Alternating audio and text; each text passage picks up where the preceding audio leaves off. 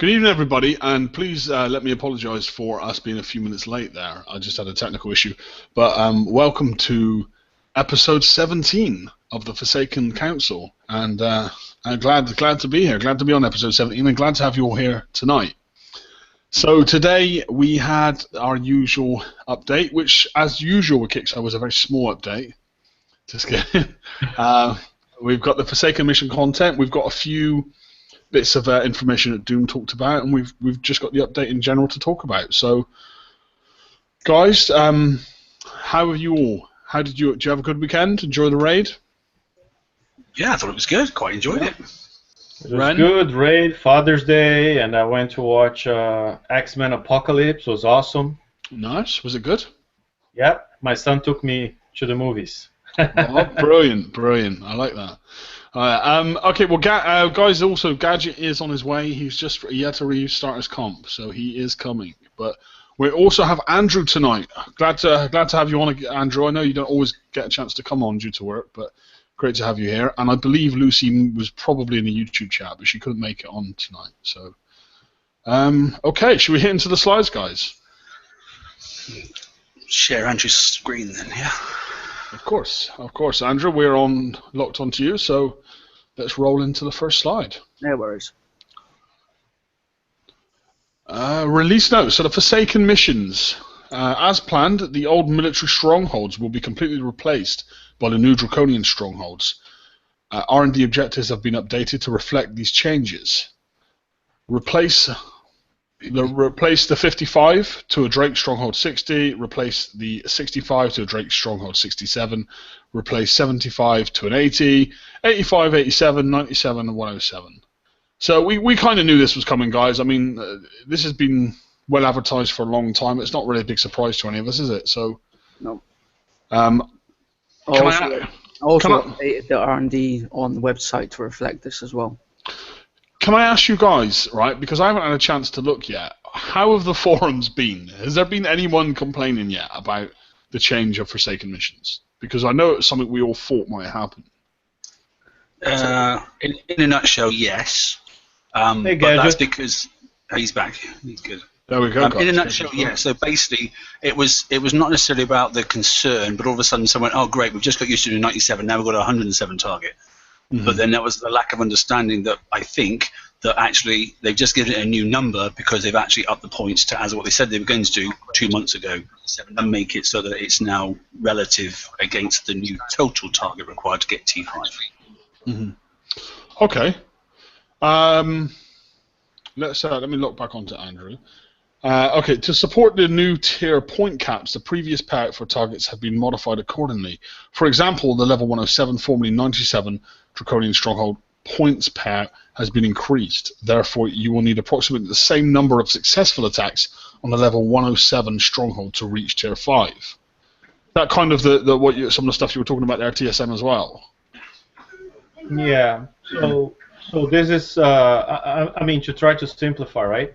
People who were doing tier 5 before, hitting 5 level 97 targets, they now will still have to hit 5 107 targets, which, by the way, are the same target, just the number is different. According to Riken. I don't know why they changed the number, but they... I was going to say that, yeah, why? Decided to change the number. But it's the same thing. Mm-hmm. But instead of paying 33 million points, it now pays 73 million points. So you hit 5 of those, and you get tier 5. So the chore is the same, so to speak, right? Mm-hmm.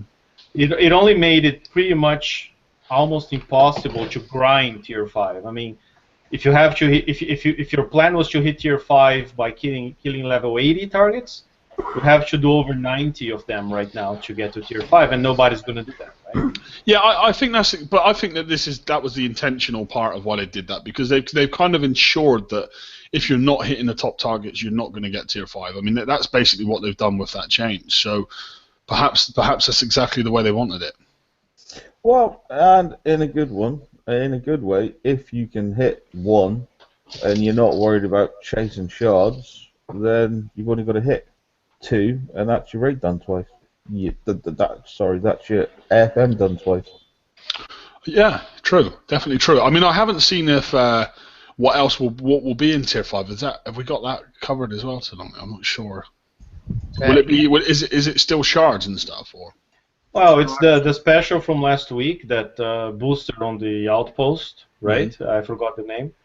It's the shards, and now the token package, ship build token package on tier 5. And the new transformer. Okay. Yes. Oh, of course, yeah. Which is a lot better than I think a lot of us thought it might have been. But we'll get on to that. Okay, should we roll into the next slide? So just before we go there, some people noticed that tier 2 requirements doubled, right? Before tier 2 was 500,000, now it's 1 million points. But it's still, I mean, if you can do level 60s, about 2.5 60s or 10 47s, something like that. Mm-hmm. And tier 3 requirements almost doubled. It used to be 4.5 mil, and now it's 7 million points. And I didn't notice that until somebody on the page actually pointed it out. Mm-hmm. Right? Yeah, and you know, I think that people need to maybe not be as panicked about these changes, and they're not really. There's nothing really that's any big surprise here compared to stuff information we were given a month ago, you know? Yeah, and level 80, for instance, right? 2 level 80s would get you to tier 3, mm-hmm. and I don't know, 14 of them will take you to tier 4. And, you know, I've tried a lot of different fleets on the level 80 target. You can do it with draconian carriers, you can do with mortars, you can do with cannons. I mean, you can do it scatter guns. There's many ways you can go and kill a level 80, and I think for the intermediate player, it's a sweet spot to grind up to tier 4. I mean, but if you can do the 87, even better, right? Because then you hit five of them and change, and you're done. Mm-hmm. Or just get a corner of a 107, 1-2 corners, and you're done too. Now, do you guys wonder if maybe we're going to see a middle between the 107 and the 87? Do you think maybe we're going to see a return of the 97, but maybe just a slightly different version? No. No, I think it's done absolutely for a purpose.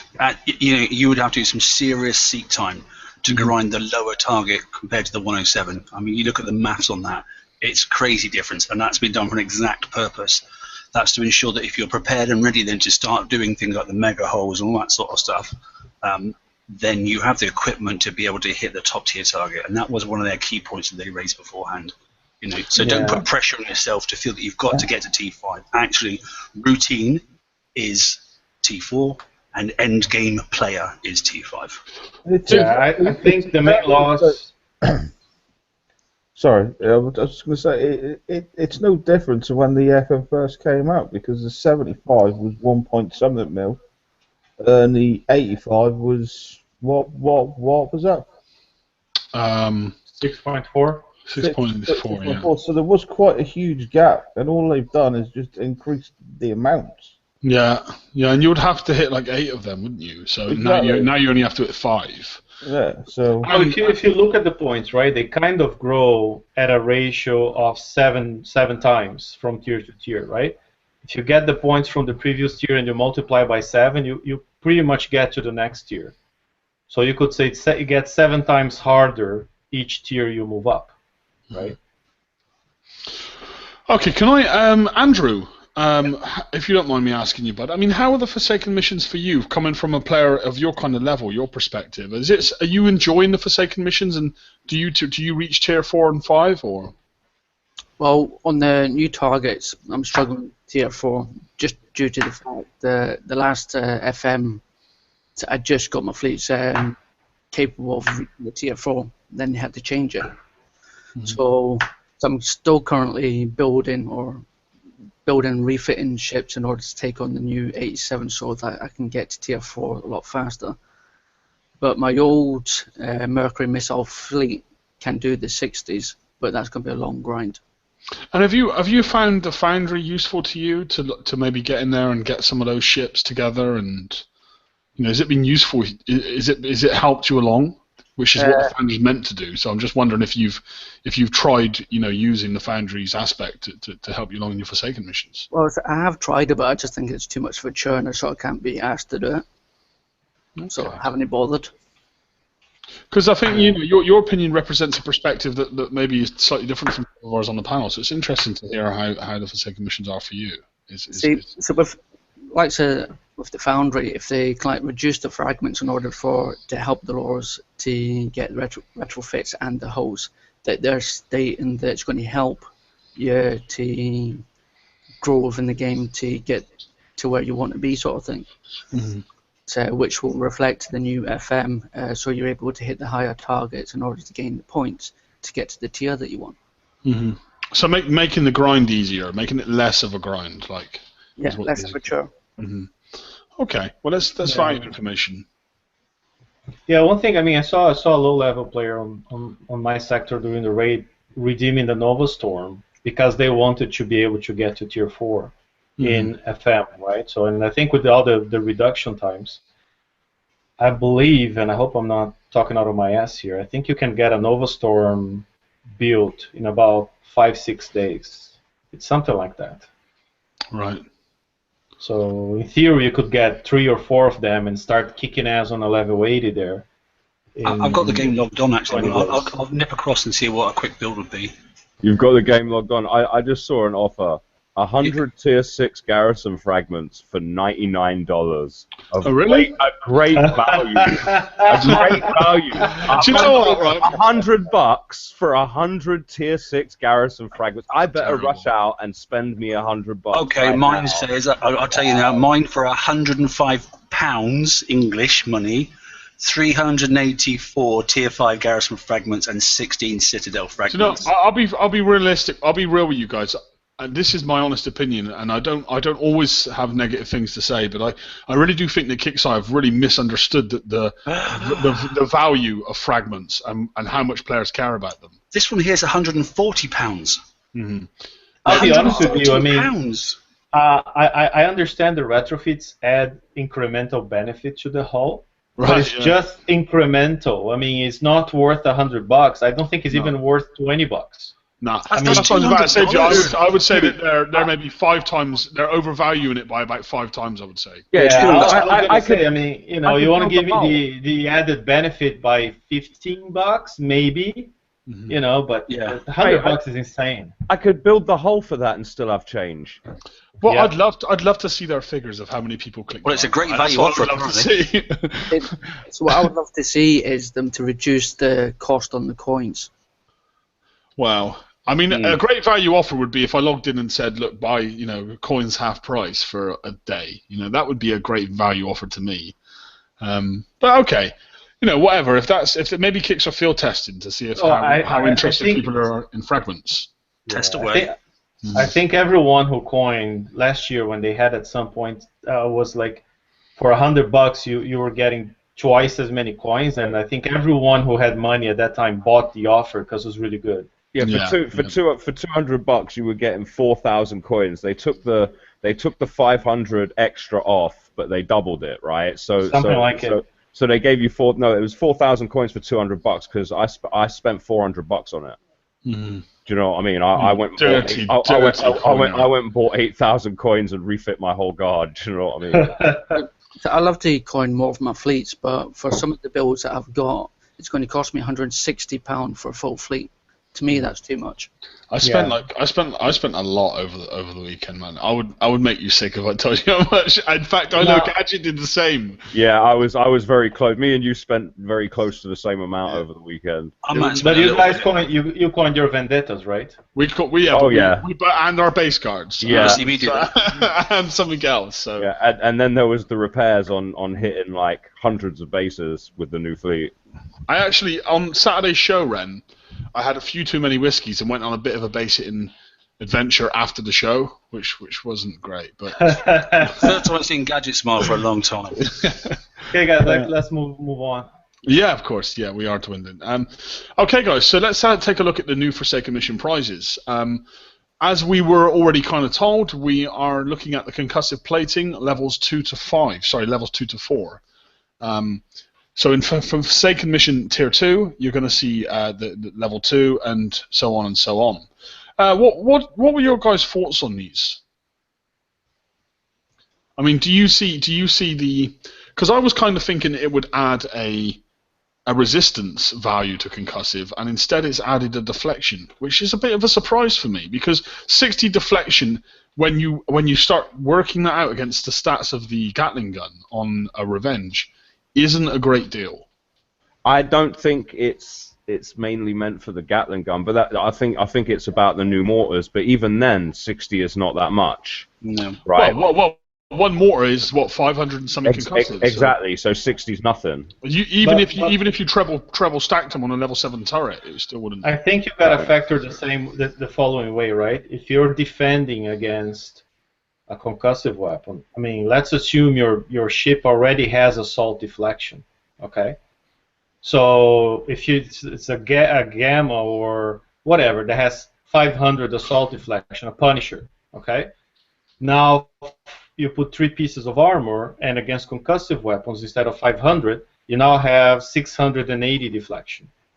If it's a Gamma, instead of 700, now you have 880 deflection. But this is for a turret, though, isn't it? Not a. Yeah, this is a turret armor. This one's a turret one. Yeah, there's sorry, more I'm coming. mixing them up. Yeah, there's more coming. Yeah. You can tell it's a turret one because there's no weight adjustment for it. Okay, sorry, my bad. No, it's cool. It's cool. Sorry, Andrew, we lost you there a little bit. We lost the slide there off the screen share. But I mean, we knew that they were bringing out these concussive armors, and it's almost like, you know, the Vendetta comes out and the concussive stuff comes out, and it's kind of like the Revenges are slightly taking a little hit on their effectiveness, but I don't see it being a real big hit, in all honesty. Should we hit into the? We're right to move on to the next one there, Andrew. Yeah, while you're doing that, then, so I just did that quick Nova Storm build. Well, the hull itself is only one day and a couple of hours blank.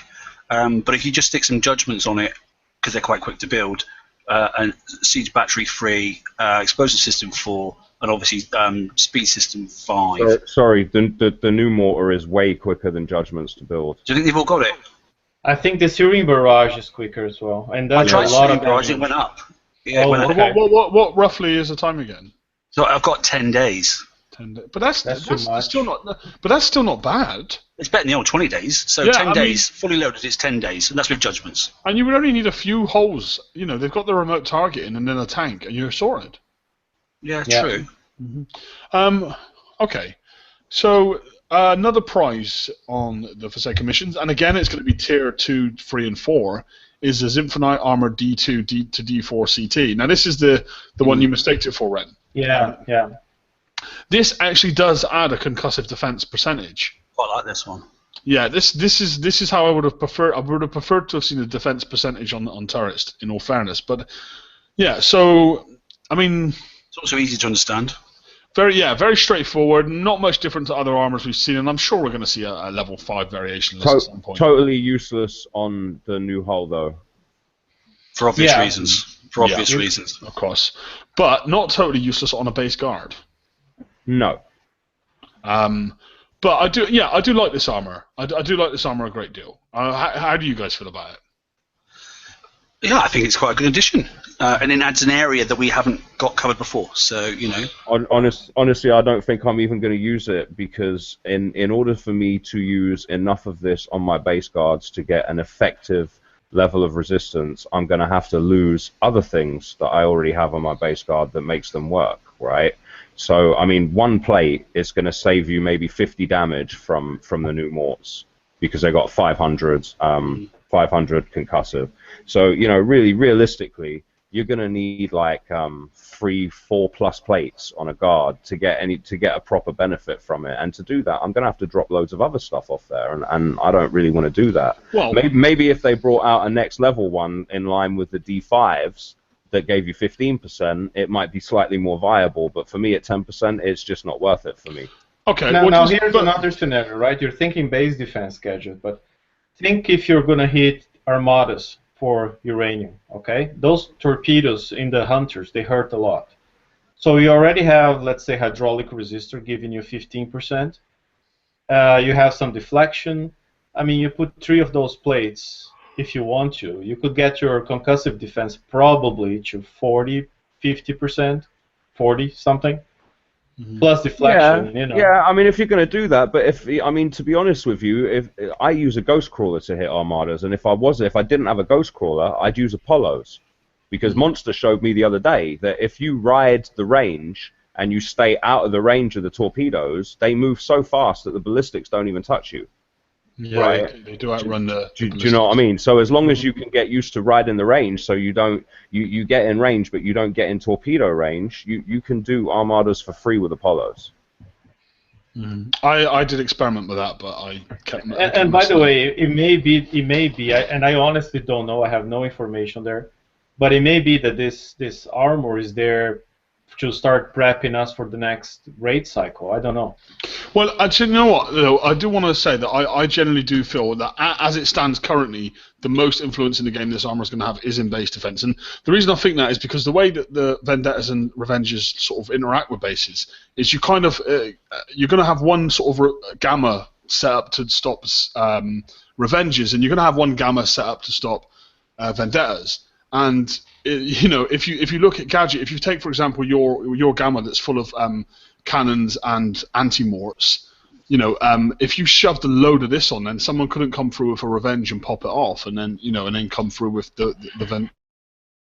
No, do you know what I mean? It kind of well, they can't now because the Deadeyes take out the Revenge, and if I was to put this armor on, then I'd have to take all my shock plates off, and you'd be able to come in with launcher Tiger Sharks and prep it out.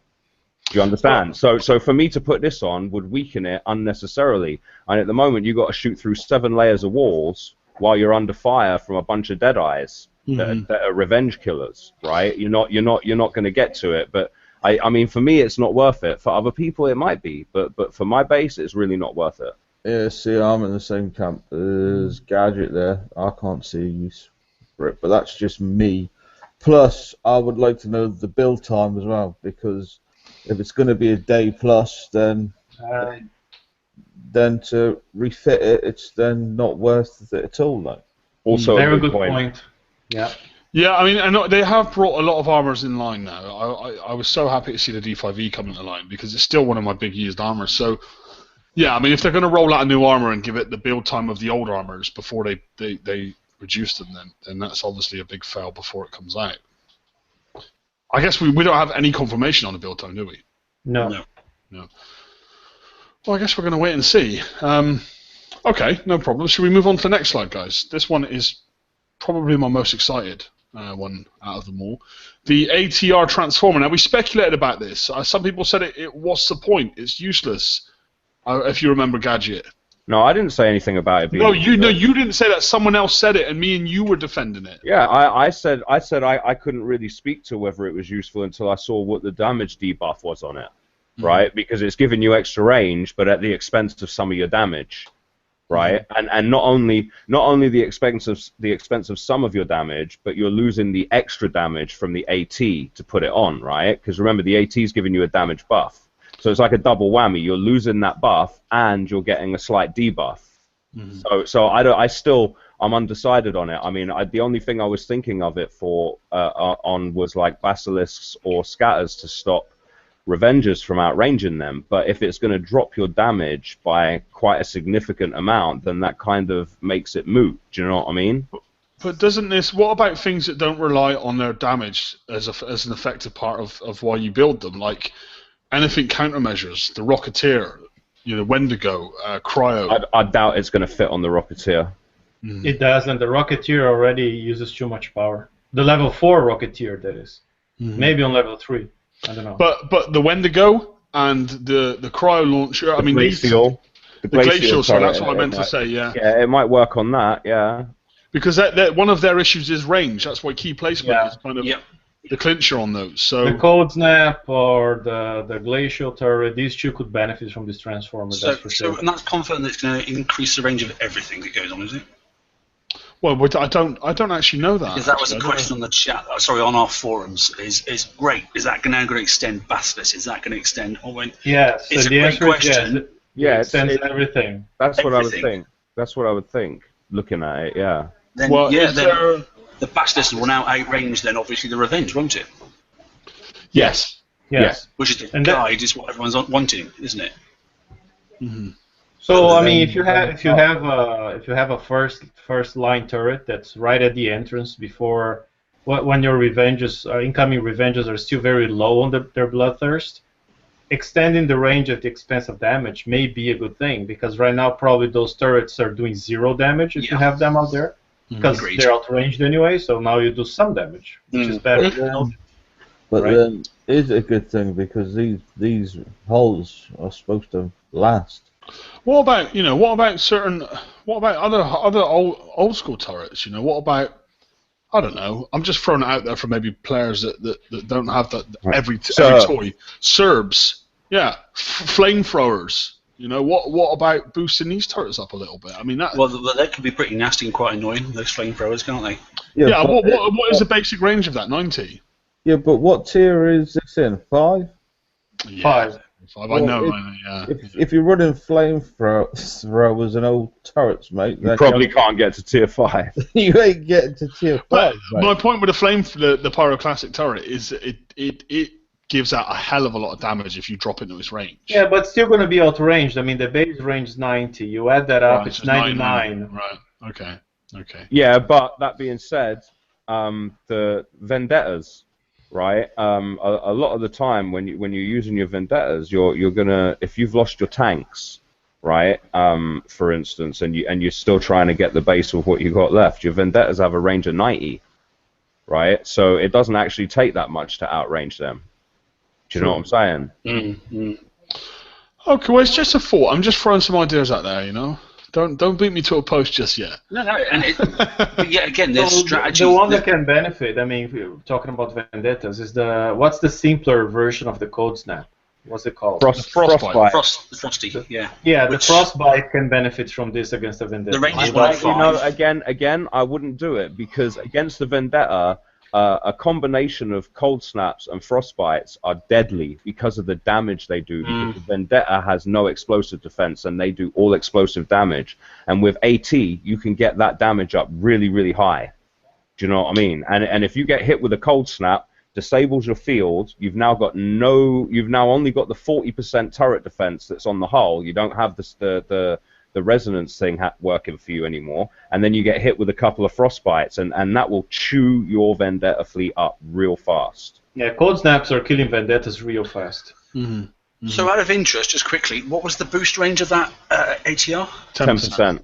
Oh, okay. I'm just looking at the vulture missile. 10% boost with a 10% loss of damage, but I think the AT gives you 30% damage, so you're really losing 40% damage over the AT, which is quite a substantial amount in my view. Yeah, you were talking about older tech. I was just looking at the vulture missile, because if you can get obviously boost 3 on it, and that's obviously, and then obviously add the 10% as well, it's 75. Then you're talking 40%, aren't you? So you're up in that sort of range where it's quite reasonable, but yeah, you're dropping the power off, and it doesn't do enough power to hit points, so it's not going to do the job. Yeah, because you have to remember you're losing 30% from dropping the AT, and then you're losing a further 10% for putting this on. So you're losing, say like you look at your Drax scattergun does 31,000 damage with AT on it, right? And hydroxide barrels. You're then going to lose 40% of that.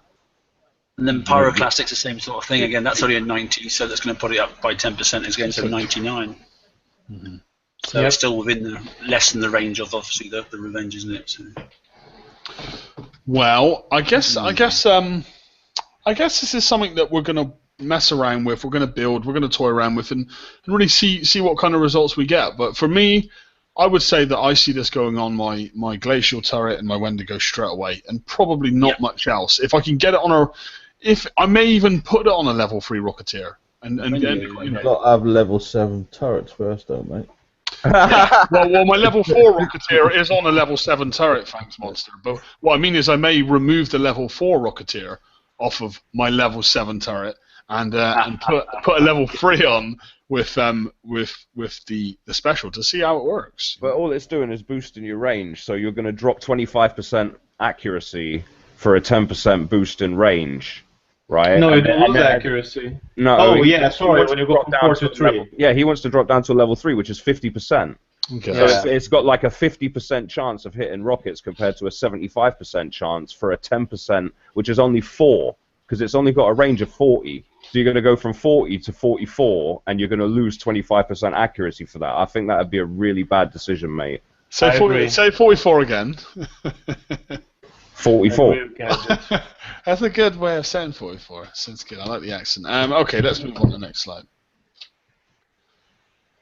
Yeah. Okay. So the PvP bulk buy discounts and weekend. So wait a second. Before we go there, are we done talking FM? Well, we don't have to be. So should we just clarify token situation? Because I said Ren Yeah. would go over that. Yeah. into the Sorry. chat. Sorry, Yeah, guys. By all means. why doesn't Ren do that? Because I know he had Yeah. some stuff to say about it. Definitely. No, it's just like I was trying to understand this whole change in tokens, right? Where now the combo we were used to having in Tier 4 has moved to Tier 5, and in Tier 4 there's a 2-day ship build token now that we didn't have before. So I kind of tried to break it down for players that are just now hitting Tier 4 and not able to get to Tier 5. They will be pissed, rightfully so, because before they could get 2+1 or 2+3 every time they got tokens on Tier 4, and now they get 2, period. 2 days every time you go there. On the upside, there's less prizes in Tier 4. The Kixeye used to have 3 prizes going into Tier 4, now they have 2. So instead of 3 chances of getting a token, now we have 4, if you're up to date, that is, on Tier 4. So pretty much everyone who's caught up on FM will be getting 8 days of ship build tokens during this month on Tier 4, right? Versus before, where you could get anywhere from 6 to 10 days if you were to hit 3 times Tier 4 and you were caught up. So from 6 to 10 you go to 8 fixed. So it's the average. I understand the logic, but some people may feel like, it's worse and can be worse, right? But then for people hitting Tier 5, like I think most of us here, it's a benefit because now you get the 8 days on Tier 4, and you still have the combo on Tier 5. It's just not clear how many times you can hit that combo. It depends on how many shards they put on Tier 5. So if we can hit it twice this month, then it's actually much better for everyone hitting Tier 5, the new system of tokens, than the old system, because you get 8 days, and you get at least 6 days on Tier 5, right? But you can get up to 10. So you actually can get 18 days of tokens if you hit it twice. So it all depends on how many shards are in there, and we don't know that. Well, yeah, I mean, I haven't been chasing shards, but my whole thought process about the shards was 1 week you get like the Nemi and the Man of War, and then the next time it's the other 2, and then the next time. I thought that's how it worked, and if that's how it worked, where are they going to fit in these tokens to? So they may have changed it. That's what we don't know, and that's the one piece we don't know is how many packages of shards there will be in Tier 5. So there's one new price. If they add 3 shard package, right? Let's say PN, Manowar, Hellstar, because they didn't add Ghostcrawler last month. So if it's these 3 shard packs and the new price, that means you can get twice. If it's twice, the new system is better. If it's only once, it's worse. If it's 3 times, then it's like let's throw a party. Mm-hmm. Yeah, so I would think that you'd go to Tier 5, get the Transformer, and get some shards, and then next week get 2 lots of shards, and then the following week tokens. Get tokens twice. I mean, that would be the minimum to be better than what it was. Mm-hmm. Okay, guys. Was that everything, Ren, or was there anything else? No, I just wanted to clarify the whole token situation. Perfect. And is there anything else that anyone else wanted to throw into the mix regarding the Forsaken missions? Or are we good to move forward? Okay, so the VXP bulk buy discounts and weekend. So again, we're seeing this bulk buy and discount on coining rank, which was not popular last time amongst the panel, I remember. So is it any popular this month, or you guys kind of feeling the same way about it?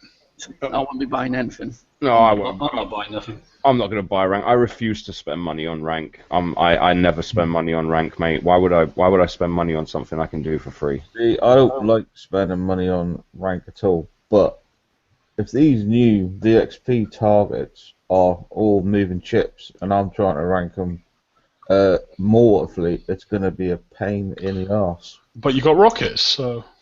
And you can always suicide as well. Suicide and crash, and that's what I'm going to do. But if I'm just thinking cost-effective wise, that if I've got to coin that fleet back every single time. Well, my Vendetta fleet with the Grease Monkey is a 16 coin repair, and usually when you're hitting these targets, 4 or 5 hits and you're done. I would say that's going to be a damn sight cheaper than skull ranking each ship. But is that 4 or 5 hits with a triple salty dog, or 4 or 5 hits? Yeah, but you do it with a salty dog, and you have a grease monkey in your dock in an open slot, and then you go back to your dock and you switch. Repair it for half price. Which is what I thought, but not everybody's going to have those crews, mate. No, I haven't got a grease, so. Yeah, no, I get what you guys are saying. So can I just clarify something you said there, Monster? You said that these targets are all going to be fleets. So does that mean that the kind of level 80 map targets that give out the big VXP, they're going to be fleets? Is that being confirmed, or? Well, so Leon, it's confirmed to be raid targets from the last raid. So they're going to have one tier C target, one tier B target, and one tier A. The tier A is an 80. Just what you were fighting this weekend during the raid, that same target.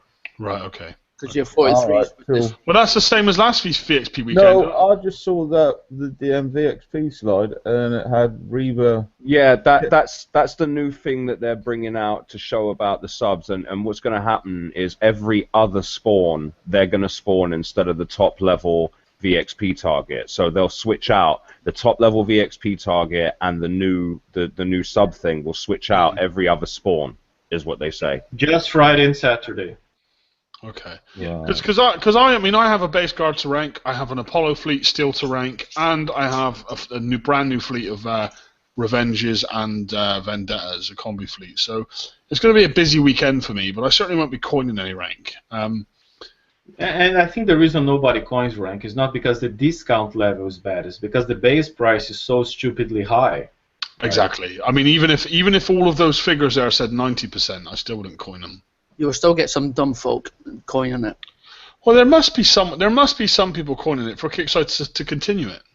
Yeah, I suppose. Yeah, there has to be. Otherwise, why would they bother with it, right? But there probably is. I mean, it's not unforeseen to imagine that there's players that have more money than sense, even more money than me and you, Gadget.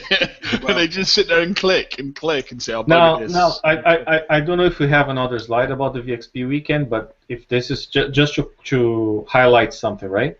So the level 80 target and the river target, they're only going to spawn Friday and Saturday. Do we have it there, Andrew? Probably. Nope. So the next slide is about the September preview. Oh, okay. Which is part of the VXP weekend, so maybe we should go there. Yeah, we can do it. I can highlight it. So. Yeah, there you go. So that's it. I want to talk about that. Okay, go. I'll take it away, Ren. Okay, so as we have VXP weekend, and people are ranking their fleets, Friday 9 a.m. until Saturday 9 p.m. Pacific time, the level 80 will spawn, and the river holdout will spawn. As someone said, they're going to alternate. Every spawn you get, one spawn you get an 80, next spawn you get a river, and so on, right? And that's the first chance, and again, I think it's a very good thing. It's the first time we have such an early preview of a raid target. I mean, this is the early draft. I mean, Kickside doesn't have the raid targets ready for September's event, but this is an early draft of what a target's going to look like. So, and they said some of the targets are good to be done by subs. And we've got a picture of that, haven't we? I would also take a note there, just take a moment there to say, look, this is a good example of Kickside listening. Like, Kickside have listened to the players' concerns, and something we expressed a lot on the show, and something that we see in the community and in the forum. People have expressed their frustrations. It just kind of been slapped with a new target and saying, this is the raid now, So Kickstarter really, it does seem like they're listening and making something available like 3 months early. I mean, that's unprecedented. That's never happened before. So yeah. But that being said, I really think that they need to look at build times of subs and the components that go on subs, because it's all well and good saying yes, we're giving you like 3 months advance notice, so say 90 days advance notice of this new thing coming out. But a good sub fleet now is going to cost you 100 to 125 days to build. I looked at a sub fleet earlier. It was 120 days, and that's without building any of the new stuff that's coming out in the next 3 months. That's just building constantly on your subs, right? Well, that's 4 months, 4 months straight. Yeah, so I mean, to be honest with you, I really think the time for them to look at reducing build times on subs and sub-components is now. The sooner the better. Gotcha. Do you know what, right? I actually said pretty much everything you've just said there word for word today. I think I was having a chat with someone somewhere, but I actually said that exactly word for word, what you just said there. I think they should at least look at the base whole time, and above everything, I think the #1 villain in that story are the Scourge torpedoes, right? I mean, if you're gonna equip a Charon or a Styx torpedo, it's almost 2 days each. It's crazy, right? And so, yeah, I'm with Gadget. I mean, it's now 25 days. Yeah, each Banshee. I mean, the way I recommend a Banshee build, each Banshee is like 22 days to build. And I did my Revenge raid and I did my Scourge raids with 3 Banshees. So I'm not going to say 100 days because honestly, I don't think you need 5 subs. I don't like driving 5 subs because if you make a mistake, you lose all 5 and it's more expensive. So I usually go with 3, and they do the job well, right? But and still would be 70 days minus tokens. You're still talking about a 50-day, 45-day build. You have 3 subs, not 5. And again, remember, like I said, there's going to be like 2 or 3 events, 2 events between now and then where they're going to be pushing new stuff at us. And how is anyone supposed to build any of the new stuff if their shipyard is tied up building subs for the next event cycle? Yeah, and there's a gamble there, right? Because people can start building the subs now because they know they're going to need subs. And all of a sudden in July or August or I don't know when, Kixeye listens to this and says, hey, you know what, let's review those build times. And they go down, and whoever was building them before is going to be pissed. Or you can gamble they're going to do it, and you wait. And you only build your subs in August or trusting that they're going to do something by then. It's a gamble. We don't know. Well, it would be nice. It would be nice to have word from them. Yeah. Well, I have to say, I personally won't be building subs until the build times are looked at. I looked at a sub build 2 months ago on Tigers, and it was about 120 days, and I just refuse to invest that kind of time unless they change that, because it's not worth it. well, I have to say, I've slowly been going through all of my old hulls and scrapping them to build new hulls. But the one section of ships which I've kept and I will always keep is subs. Me too. Simply because of the bloody build time. I've even kept my cutters. No subs. I will never scrap subs. I mean, I was always a sub hitter, so I've got.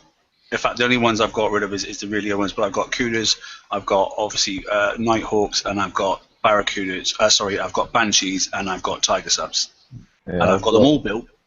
However, they're not built for doing fleet. Like I've got scatterguns on my Tigers because I like going in and wasting bases with them, and I used to use the old FM for free with 2 stick torpedoes on the front. Could take out the carefully. You could take out the torp towers, and then the scouts can go in and wipe out a whole 85 in one hit. Yeah, I've got my Reapers, my Banshees, my Nighthawks, my Tiger Sharks, and my Ghost, mate. And I won't scrap any of them at all. Yeah. Can you go back one slide, Andrew, please? Just one thing. I mean, I was reading the release notes, right? And so things we don't know, because a lot of people are asking about sub builds from Huggies and whatnot, and I think it's too early to even think about that before the actual VXP weekend when we see those targets and can hit those targets, because we don't know their thermal, whether or not they're going to have it. I mean, I don't see any red rings in there. I see white rings, which usually indicate sonar. If it's sonar, then we can counter that, right? But then you see those big yellow rings, which are cavitators, and the release note says that these cavitators will be on a timer. Yeah. So like they're going to switch on and off on a regular timer. So Scourge did that sort of thing, didn't it? There's going to be a window of time you can approach, fire and run away. And Laredo just made a good point. He said, "Remember how fast the Reavers are in combat speed. Remember you to turn and run like hell." So you better keep that in mind if you're building subs. Because Reavers are notoriously, and if you look at the ships in there, there's Reaver Scouts, and They're super fast. and they're hella fast, man, like ridiculously fast. Honestly, it makes me worry with my Ghost Crawler. Do you know what I mean? My Ghost Crawler has well over 50 combat speed, but I remember them things, and they were fast, man. I mean, they look like they were over 50 combat speed. Do you know what I mean? But you gotta remember, driving against Reavers, there's a strategy, right? I mean, the right tactic is whenever you feel like you're close to surface, you gotta be in a position where the ships are not facing you, because if they're facing you, they're gonna charge at you super fast. Their turn speed used to be terrible, didn't it? Their turning is really bad. So if you're in a position where they have their backs to you, the turning time is so high that it's okay, you're safe. Right. So just quickly on that, Andrew, how many sub builds did you make? Do you want to talk about what you've done, mate? So for what? About the sub builds that we put up on the website.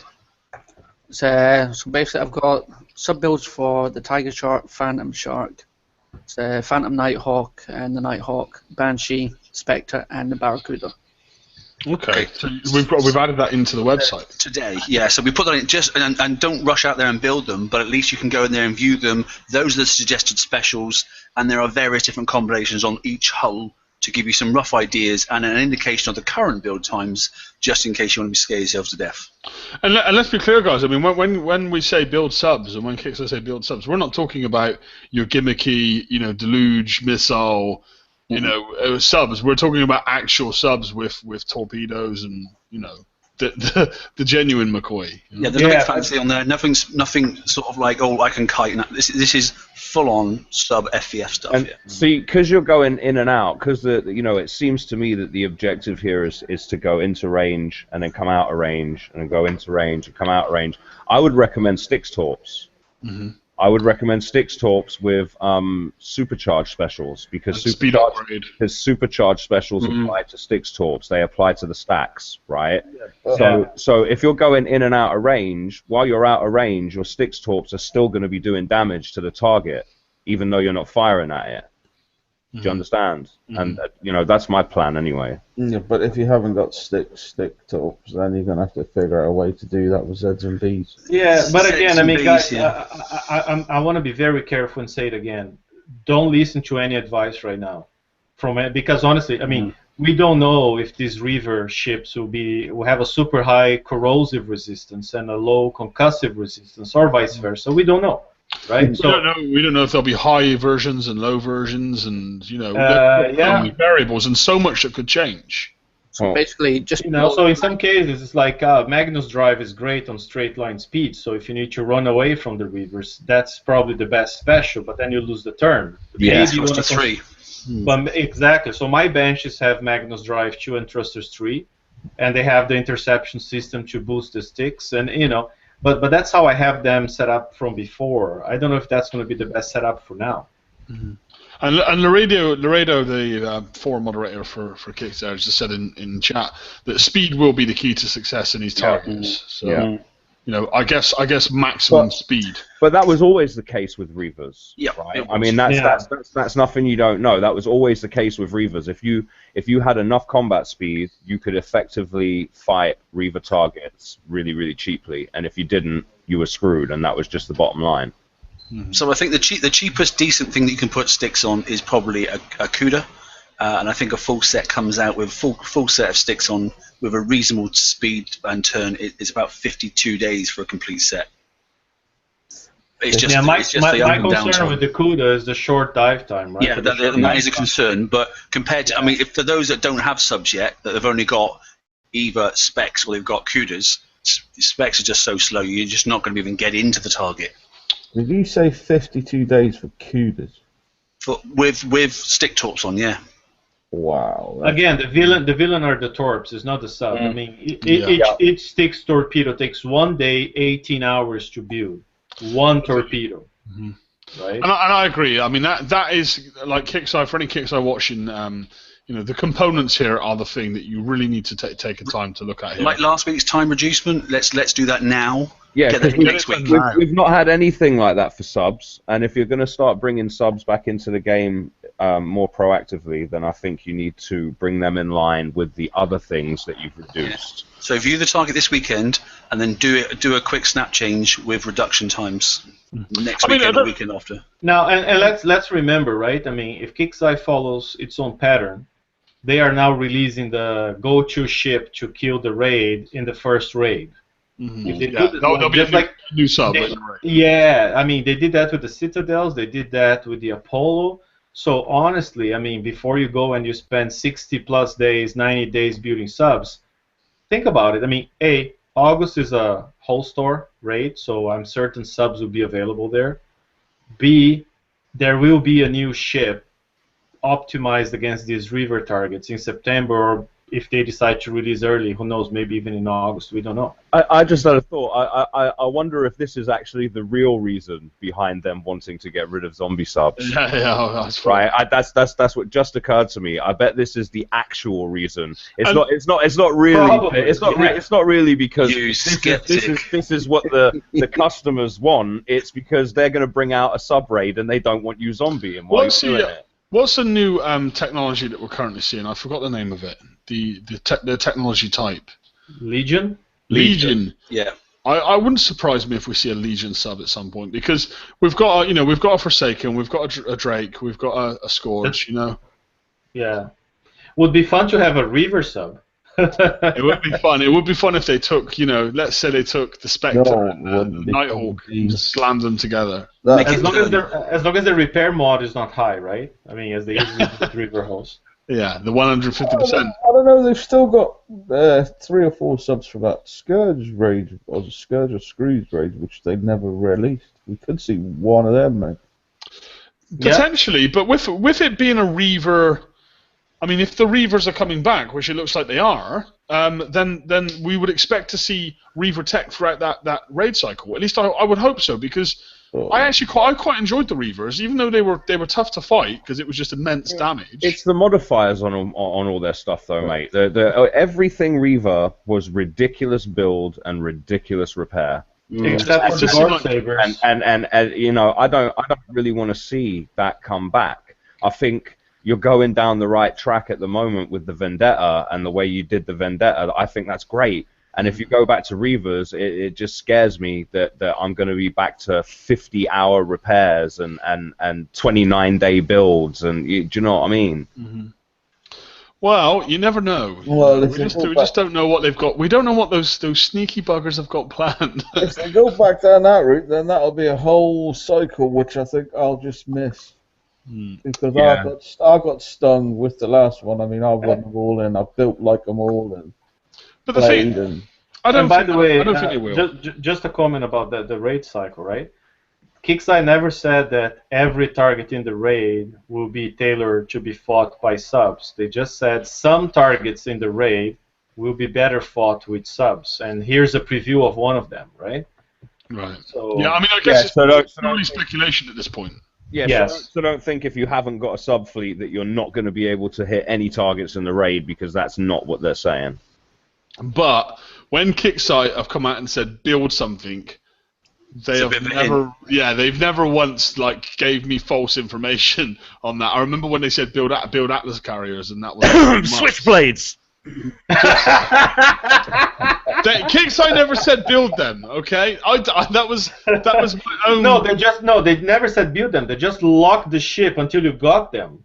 You know what annoys me is all the people that come out and say, like even someone in our page. All right, it doesn't annoy me, but it kind of frustrates me when someone comes out and goes, "Switchblades are good. What are you talking about?" That's my touchy point right now. Yeah. Please listen.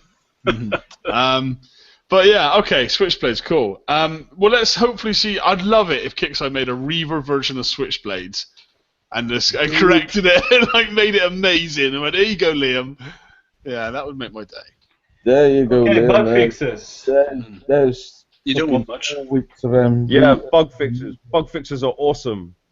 Bug fixes and tuning. Okay, fixed an issue where the repair time for a damaged fleet could be longer than what was displayed before the repair was started. At last.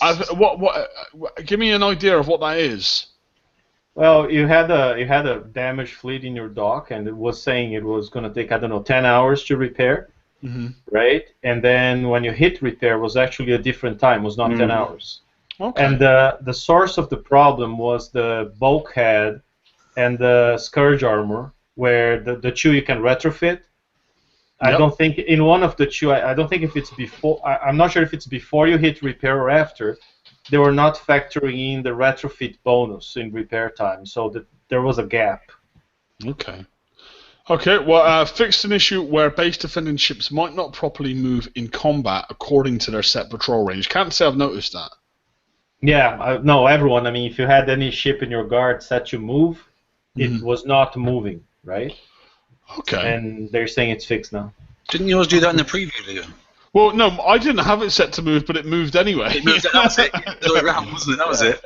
But then when I loaded it up, it said 50 patrol range, which was quite odd. But okay, well, I know why Gadget's happy now. Get to the important one.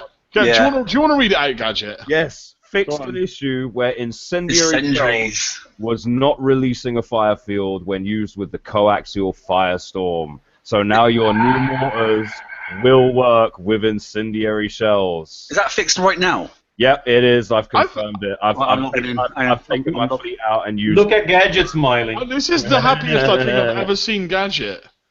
I didn't know it was done already. No, Gadget was happier on Saturday after hitting 100 bases. Well, no, because that's maximized the firepower on my fleet, right? I mean, my fleet was losing a lot of DPS because the incendiary shells wasn't working.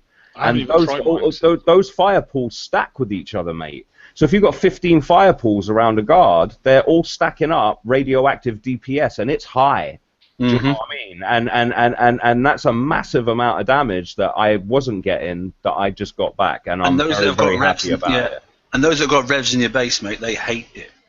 Well, they don't like radiation damage. So I haven't had a chance to try them out. I've been at work all night, so I didn't even know that this had been a thing, Gadget. So well, TSM told me he wanted a base test off you, Liam. Okay. Yeah, do it, mate. Okay. I'm sitting here doing nothing. Okay, so you're gonna drive those scattergun cobras at me. Would I do that? Yes. Hey, you know what? Here's another thing. I don't know if everybody knows this or not, but scattergun cobras do not do well against vendettas. No, well, right? nothing does. I had a guy snipe. It wasn't a snipe. It was like a double battle where I hit a base and he got my fleet and I got the base at the same time, right? And I ended up in the fleet battle. And he killed off my 2 rev tanks really quickly, but then, I was sailing around trying to get on top of him, just eating scattergun fire for the whole minute and 30 seconds that he was under, and then he popped up and my rockets just ate him, man. It was hilarious. Which is a good hint as to how to do a base attack, if you think about what most people put in their front line. Okay, should we just quickly hit into the... I didn't realise there was more slides. I do apologise. This is the last slide. Last one, mate. I cannot believe that the Global Hunt is coming again. I don't feel that the last Global Hunt was a success, Kickside, but I will actually say that I do think this one will be a success, looking at it. So I don't see the point of it for the Armistice and the Aegis, since you get that in the R&D. Well, I see this as a Global Hunt for the lower to mids, whereas a lot of mid levels don't do R&D because they can muster the uranium or don't want the target in their bases. But I know a lot of people who don't do R&D, and it's a great way of getting the Aegis. Yeah, but again, if the drop rate is the same as it was last time, most people are just going to say, well, it's not worth it for me. And I've got to mention this as well. If there's anyone from Kickstarter watching, the drop rate on the draconium uranium bases, stinks. I don't know what the hell you did, but it sucks. Yeah, I haven't hit one single. I've stopped hitting them. Yeah, I haven't hit one single one since you changed it, and I know guys that are so frustrated because they've got like 1 gamma shard, and they go out and they're killing themselves hitting these things and getting nothing, right? And they see everybody's base that's effective has gammas in it, and they can't get gammas. Do you know what I mean? And, because before you only hit for gammas, right, after the initial blueprints. But now sometimes, like, it's happening to me, I want to finish my gamma, right? That's why I'm happy about the global hunt, because I have 7 shards. I need 3. I want to finish my gamma, right? But by hitting dubs, it's impossible because I hit nothing, Ghost Crawler shard, nothing, Hellstar shard. And I'm like, what the fuck? I want the gamma shard. Hang on. Global Hunt was cancelled. Global Hunt 2 is cancelled. Yeah, the second one. Yeah. Laredo is saying it in chat. Yeah, that was on the release note as well. I saw it as an afternoon. Was that cancelled? Okay. Second one. Then So forget about this slide then. Scratch it. So we're basically bitching about something that isn't going to happen. Yeah. And probably No. We're I'm bitching about drop rate in dubs. Yeah, drop rates in dubs sucks, and I really think you need to look at it because you are making it so that people who otherwise would be spending time and or money hitting dubs, they won't hit them because they know that it's an exercise in futility. Yeah, I don't understand why they adjusted the drop rate, and I don't. Did they post it publicly that they'd done so? No, they did not. No, they never posted they adjusted. They just posted publicly that they've added 4 or 5 more holes with shards to the mix. So but that would be fair enough if you were getting them every now and then. But I know guys who'll go and hit like 50 sides of DUBs and get not one single shard drop. Wow. Do you know what I mean? And I'm not talking not one gamma. I mean not one shard at all. Do you know what I'm saying? It's almost like it's almost every 8 or 10 I get the shard. Have they tried doing it with the lucky bastards? Oh god. Some have. I just know that a lot of people. That's what a lot of people say to me when they PM me in the game and stuff. They say, "Dude, can you please bring to Kickstar's attention the drop rate in dubs?" So that's why I'm doing it. If there's anyone watching, please re-examine the drop rate in the dubs. Make it worth it. Yeah, I guess it's something that needs looked at, Kickstarter. So if you're listening, you know we've had a good discussion tonight. There's been some good, there's been some constructive, and I think 2 of the highlight points that come out of tonight's show is 1, sub build times, and 2, drop rates. If you can look at those 2 issues, that would be fantastic. So, guys, is there any more topics we want to talk about tonight? No, I'm good. Before I look to bring the show down. Okay, well, it's been an interesting week. It's certainly been an interesting update, and I hope everyone had a good raid. We didn't really have much more to talk about on the raid tonight. I mean, it was a good raid. I think everyone enjoyed it, and props to Kixo for it. But we're on a new week now, so we'll catch you guys on Saturday for the open mic. So please, anyone that wants to have their say, please join us there. And of course, check out the website. Andrew works on it day and night, and he's upgraded it today with the sub build. So check it out. Definitely go and see it. And that's www.theforsakencouncil.com. Correct? Correct. It's also on your screen. It's also on your overlay. On my overlay, which is just .uk. All right. .co.uk. Yes. Okay. Because we're from the UK. Okay. Well, then, guys, thank you all for coming out. Thank you all for supporting the page, and we will see you on Saturday's show. Good night. It was